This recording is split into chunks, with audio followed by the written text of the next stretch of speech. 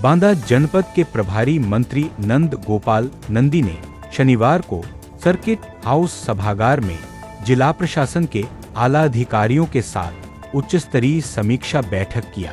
बैठक के दौरान प्रभारी मंत्री ने जनहित के मुद्दों पर कड़ा रुख अपनाते हुए विद्युत विभाग को खराब ट्रांसफार्मरों को तत्काल बदलने और गांवों में सफाई व्यवस्था को सघन रूप से संचालित करने की हिदायत दी। धान खरीद की प्रगति पर संतोष व्यक्त करते हुए उन्होंने निर्देश दिया कि क्रय केंद्रों पर किसानों को कोई असुविधा नहीं होनी चाहिए। ग्रंथों में लिखा है आदिवासी एससी ओबीसी की लड़की के साथ रेप करना। देखिए, कांग्रेस और कांग्रेसी राहुल गांधी को अपना आदर्श मानते हैं और राहुल गांधी के बारे में मैं ही नहीं, गांव में छोटे से बच्चे से भी बात करो या पप्पू कहो तो वो चिढ़ जाता है। मुझे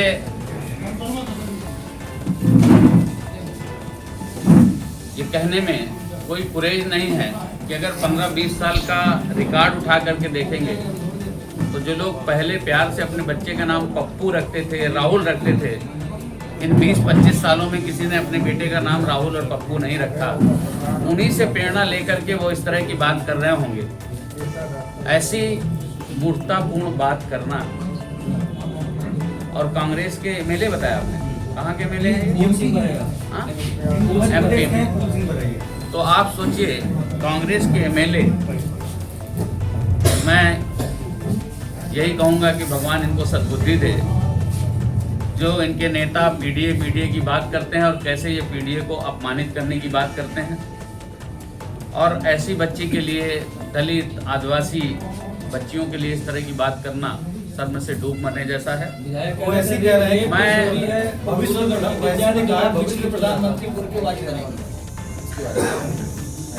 देखिए, अखिलेश यादव, राहुल गांधी, वैसी ये सभी लोग, मैं ये बीबी जी राम जी का जो जिस पर हम प्रेस कॉन्फ्रेंस आज कर रहे हैं, मेरा दावा है इन लोगों ने इसको ठीक से पढ़ा भी नहीं है। 100 से 125 दिन काम हो गया। किसानों को खेती में बुआई के समय, कटाई के समय श्रमिक नहीं मिलते थे, उसकी भी व्यवस्था हो गई है। तो इसके फायदे को ना लेकर के मैं दावे के साथ कह सकता हूँ इन्होंने इसको पढ़ा नहीं है। बस क्योंकि इसमें राम का नाम आ गया है, तो राम नाम से जैसे भूत प्रेत कहते थे ना कि वो सफेद साड़ी में वो चुड़ैल दिखती है और राम नाम आते ही भाग जाती है। विपक्ष इस तरह की बातें करके निश्चित रूप से राम का नाम आ गया है, इसी से इनको दिक्कत है। ये सनातन द्रोही और राम द्रोही लोग हैं जो वोट बैंक और तुष्टीकरण की राजनीति में अंधे हो चुके हैं। गारंटी के साथ कह सकता हूं कि रोजगार गारंटी के इस विधेयक को इन्होंने पढ़ा भी नहीं होगा, समझना तो दूर की कौड़ी है। अभी इस योजना का नाम इनको मौका मिले या अस्सलाम वालेकुम वालेकुम अस्सलाम इसका नाम होता तो शायद ये विरोध ना करते, उसका स्वागत करते। और उसी का नतीजा है, तुष्टीकरण की राजनीति का नतीजा है कि ये भारत के जनमानस, हिंदुस्तान को प्यार करने वाले हर व्यक्ति ने, हिंदुस्तान की तरक्की चाहने वाले हर व्यक्ति ने, हिंदुस्तान को ऊंचाई पर देखने वाले हर व्यक्ति ने इनको नाकारने का काम किया है।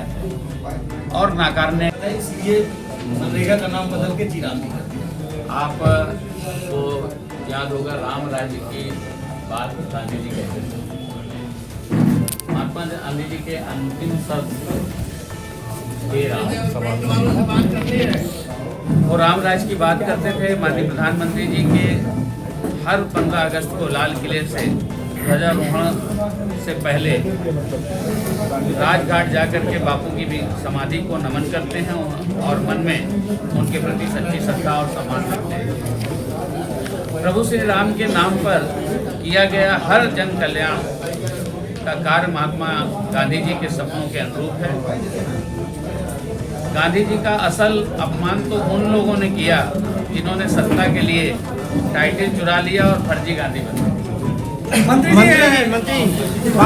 पास किया गया है कि माननीय प्रधानमंत्री जी के उस विजन कि किसान और श्रमिक इन सब का ध्यान रखा जाए और सबका साथ, सबका विकास और सबका विश्वास और सबका प्रयास सिर्फ नहीं है नारा, ये है उद्देश्य हमारा ये धरातल पर दिखाई दे रहा है। मैं इस विधेयक के महत्वपूर्ण बिंदु आपके सामने रखता हूं।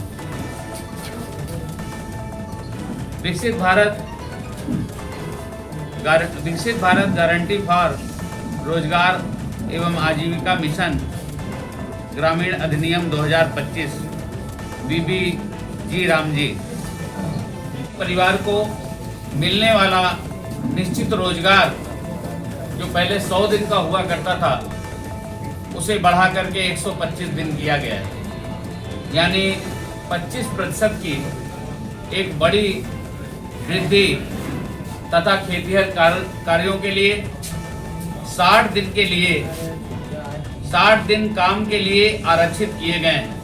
इस प्रकार इस से 185 दिनों की काम की गारंटी देता है, जो एक कानूनी रूप से तय मानक अधिकार बन गया है। जो भी श्रमिक हैं, जो भी किसान हैं, जो किसानों के और श्रमिकों के सच्चे हितैषी हैं, नेता हैं, संगठन है, उन सब ने एकजुटता के साथ आदरणीय प्रधानमंत्री जी के विजन को, इस विधेयक का सब ने स्वागत किया है और आदरणीय प्रधानमंत्री जी का धन्यवाद दे रहे हैं। स्पष्ट है कि विपक्ष दुष्प्रचार, शोरगुल से यह विधेयक के एक समृद्ध विकसित भारत जी रामजी विधेयक भी माननीय प्रधानमंत्री जी की इसी सोच का संकल्प और दर्पण है। यह विधेयक 2047 विकसित भारत के लक्ष्य के अनुरूप परिवर्तनकारी बदलाव के साथ ग्रामीण रोजगार की दिशा में एक ऐतिहासिक कदम है।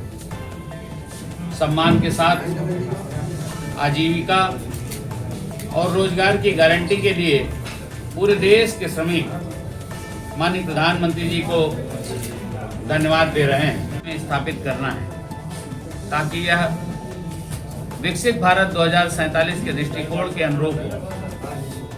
यह अधिनियम ग्रामीण रोजगार को आधुनिक बनाने का लक्ष्य रखता है और मनरेगा की पुरानी कमजोरियों को दूर करने के लिए तकनीकी पर आधारित पारदर्शिता, मजबूत जवाबदेही और स्थायी संसाधनों में दीर्घकालीन ग्रामीण उत्पादन पर विशेष ध्यान देने की व्यवस्था करता है।